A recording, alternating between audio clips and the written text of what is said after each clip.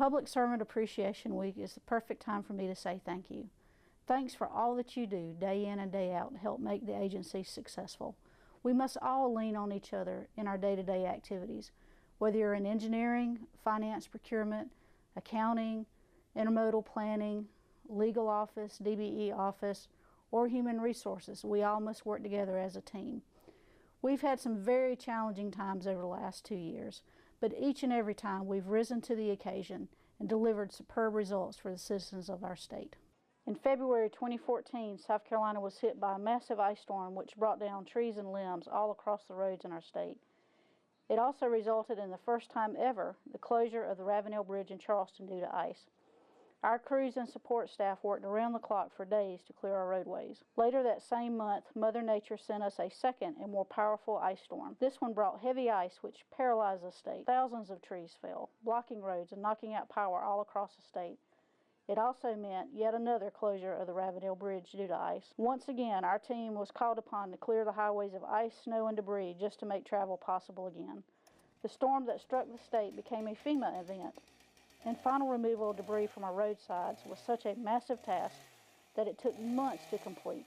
Forestry officials have said that the number of trees that were brought down by the 2014 ice storm surpassed the number of trees that Hurricane Hugo brought down. While we were dealing with this particular natural disaster, an earthquake struck the western part of the state. This event was a good test of our earthquake protocols, as we were able to quickly assess that there was no damage to any of our roads and bridges.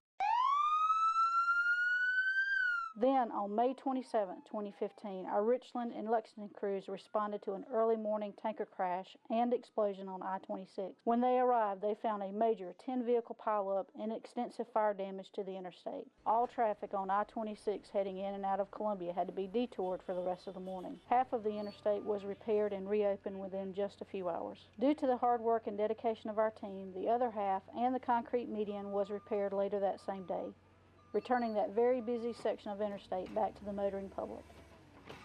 District 3 also had to deal with some significant events which caused interstates to close temporarily during the summer of 2015.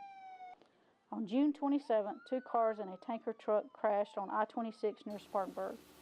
Once again, the SCDOT team was tasked with quickly repairing a fire-damaged section of busy interstate. District 3 crews worked for 36 hours straight to make the necessary repairs and return the road to the motoring public. Then, just 2 months later, District 3 had their hands full again when a truck hauling chickens wrecked on I-85. District 6 had its share of trouble in August 2015 when heavy rain and king tides struck the Charleston area at the same time. Many roads were flooded, but the worst of the flooding was on Main Road between Charleston and Johns Island. Our crews worked hard to address the situation, and within a short time, 1 lane was reopened on this major thoroughfare. The entire roadway was later reopened prior to the busy Labor Day weekend. It should be noted that these very same crews had just been working to remove trees and other debris from a tornado that had struck Johns Island just prior to the flooding.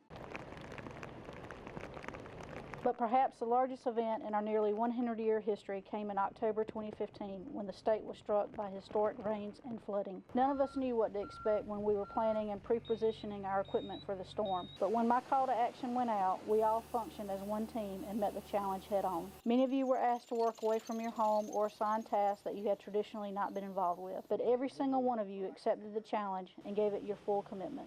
Our performance as a team during the response and recovery is the envy of the nation. Repairing and reopening 90% of the 541 closures within 60 days is an incredible feat and was noticed by many as an extraordinary effort in our state's greatest hour of need. I'm so proud of our team. I believe we're the best DOT in the nation, hands down.